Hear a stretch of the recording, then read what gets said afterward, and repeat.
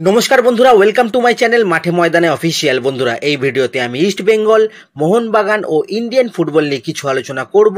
তোমরা যারা যারা আমার ভিডিওটা দেখছো, আমার চ্যানেলটা প্লিজ সাবস্ক্রাইব করে নাও ইন্ডিয়ান ফুটবলের এরকমই আরো আপডেট পেতে। প্রথমেই বলি, এই প্রথম এমন ঘটনা ঘটলো যেখানে আই লিগে দুই রকম চ্যাম্পিয়ন দেখাচ্ছে। মানে গুগল সার্চে গেলে একরকম চ্যাম্পিয়ন দেখাচ্ছে, আবার আই লিগের পেজে আর এক রকম চ্যাম্পিয়ন দেখাচ্ছে। কালকে আই লিগে ইন্টার কাশি জিতেছে, আবার চার্চিল কিন্তু ড্র করেছে। ফলে ইন্টার কাশির 42 পয়েন্ট হওয়া উচিত আর চার্চিলের 39 পয়েন্ট হওয়া উচিত। কিন্তু নামধারীর সাথে ম্যাচটা ইন্টার কাশিকে 3 পয়েন্ট দিয়ে দিলেও সেই 3 পয়েন্টে কিন্তু কোর্ট স্টে লাগিয়ে দিয়েছে। সেই জন্য 42 থেকে 3 মাইনাস করে ইন্টার কাশির পয়েন্ট এখন 39 দেখাচ্ছে। কিন্তু এই 3 পয়েন্টও হয়তো পরে অ্যাপিল কমিটি দিয়ে দেবে। এবার ফলে কিন্তু আই লিগে ইন্টার কাশি হয়তো চ্যাম্পিয়ন হবে এবং 28শে এপ্রিল কিন্তু এর ফয়সালা হবে। তো 28শে এপ্রিলই বোঝা যাবে কে চ্যাম্পিয়ন হয়েছে। চার্চিলের কর্ণধর চার্চিল আলেমাও ভালো বলেছে যে এবারই এমন প্রথম হলো যে ম্যাচটা চ্যাম্পিয়ন কিন্তু ডিসাইড মাঠে হয়নি, কোর্টে চ্যাম্পিয়ন ডিসাইড হচ্ছে। যাই হোক, এরপরে যদি আমরা একটু মোহনবাগানকে নিয়ে কথা বলি, তো সেমিফাইনাল লেগ 2 এ কিন্তু আজকে মুখোমুখি হবে জামশেদপুরের সাথে মোহনবাগান। জামশেদপুর কোচ খালিদ জামিল তো কিন্তু অলরেডি কালা জাদু করতে শুরু করে দিয়েছে। কালকে সল্টলেক স্টেডিয়ামে খালিদ ঢুকতে গেছিল, কিন্তু স্টেডিয়াম কর্তৃপক্ষ ঢুকতে দেয়নি। তারা বলে আমরা আপনাকে সম্মান করি, কিন্তু ম্যাচের আগের দিন আমরা স্টেডিয়ামে আপনাকে ঢুকতে দেবো না। যাই হোক, খালিদ কিন্তু কালকে স্টেডিয়ামে ঢুকতে পারেনি। আবার আরেকটা টুকটাক কিন্তু খালিদ জামিল করেছে, যেই প্লেয়ার খেলে না তাকে নিয়ে কিন্তু প্রতিটা প্রেস কনফারেন্সে আসে খালিদ প্রতি ম্যাচের আগে, সেটা তিনি আসেন। এবার কালকেও সেম, কালকে যে খেলবে না তাকে নিয়ে কিন্তু প্রেস কনফারেন্সে এসেছেন তিনি। যাই হোক, মোহনবাগানের জন্য একটা সুখবর, সব প্লেয়ার কিন্তু ফিট, আপুইয়াও ফিট আর মানবীরও কিন্তু খেলার জায়গায় আছে। আজকে মোহনবাগানের বদলার ম্যাচ। কালকে কিন্তু প্রেস কনফারেন্সে যে সমর্থকদের মারা হয়েছিল জামশেদপুরে, তাদের কিন্তু সকলকে ডাকা হয়েছিল। ফলে মোহনবাগান কিন্তু তেতে আছে, দেখা যাক এখন কি হয়। এরপর যদি আমরা একটু দলবদল নিয়ে আলোচনা করি, তো প্রথমেই বলি অ্যালেক্স সাজির কথা। তো সাজিকে তো ইস্ট বেঙ্গল আগের বছর থেকেই ট্রাই করছে। এবছরও থাংবয় সিং তো আসার পর কিন্তু সাজির ব্যাপারে একটা এনকোয়ারি করেছিল ইস্ট বেঙ্গল, কিন্তু সাজির জন্য যে ট্রান্সফার অ্যামাউন্টটা চাইছে হায়দ্রাবাদ, সেটা কোনো বিদেশির সমান। সেই অ্যামাউন্টে ট্রান্সফার ফি দিয়ে সাজিকে কিন্তু নিতে চাইছে না ইস্ট বেঙ্গল। অ্যাকচুয়ালি হায়দ্রাবাদের সাজিকে কিন্তু ছাড়ার কোনো ইচ্ছাই নেই, তাই 60 একটা ট্রান্সফার ফি ডিমান্ড করছে কিন্তু তারা। ফলে ইস্ট বেঙ্গল কিন্তু পিছিয়ে এসেছে।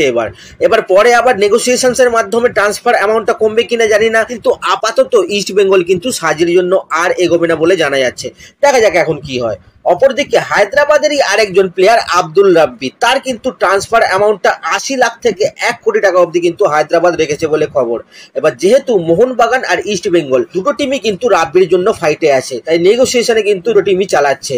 রাব্বির কেসটা কিন্তু একটু পজিটিভ আছে ইস্ট বেঙ্গলের দিকে, কারণ সিংটো কিন্তু নেগোসিয়েশন করছে এবং সিংটো কিছুটা হলেও কিন্তু অ্যামাউন্ট কমাতে পারে হয়তো। সিংটোর কিন্তু খুবই কাছের প্লেয়ার আব্দুল রাব্বি, ফলে রাব্বির কিন্তু কথাবার্তা পজিটিভ দিকে এগোচ্ছে বলে খবর। টাকা পয়সায় পোষালে রাব্বি কিন্তু ইস্ট বেঙ্গলে আসলেও আসতে পারে, দেখা যাক এখন কি হয়। এছাড়া ইস্ট বেঙ্গল যে নাওরেম রোশন সিং এর ব্যাপারে এনকোয়ারি করেছিল ব্যাঙ্গালোরের কাছে, সেই কথাবার্তা কিন্তু আর এগোয়নি ব্যাঙ্গালোরের সঙ্গে। এখন তারা আইএসএল এর সেমিফাইনাল থেকে ফাইনালে গেছে, তো এখন হয়তো আর কথাবার্তা হবে না, তারা ফাইনাল নিয়ে ব্যস্ত এখন। তো একবার ফাইনাল হয়ে গেলে তারপরে কিন্তু জানা যাবে রোশন সিং এর কি স্ট্যাটাস। এরপরে যে প্লেয়ারটার নাম বলবো তার নাম হচ্ছে কিন্তু মিগুয়েল ফেরেরা। এই মিগুয়েল ফেরেরা কিন্তু পরের বছর বসুন্ধরা কিংস ছেড়ে দিচ্ছে, এটা কিন্তু কালকে থেকেই রটে গেছে। এবার বসুন্ধরা ছাড়ার কারণ কি ইস্ট বেঙ্গল?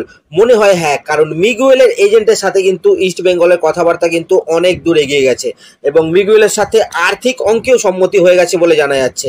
মানে মিগুয়েল যে স্যালারি চাইছে বা যে স্যালারিতে মিগুয়েল ইস্ট বেঙ্গলে খেলতে পারে, সেটাই কিন্তু দুই পক্ষই রাজি। তো সবকিছু ঠিকঠাক থাকলে আগামী মরশুমে প্রথম বিদেশি হিসেবে ইস্ট বেঙ্গলে কিন্তু সাইন করতে পারে ব্রাজিলের সেন্ট্রাল মিডফিল্ডার মিগুয়েল ফেরেরা। 24 বছর বয়সী এই প্লেয়ারটার কিন্তু মার্কেট ভ্যালু প্রায় 4.5 কোটি টাকা।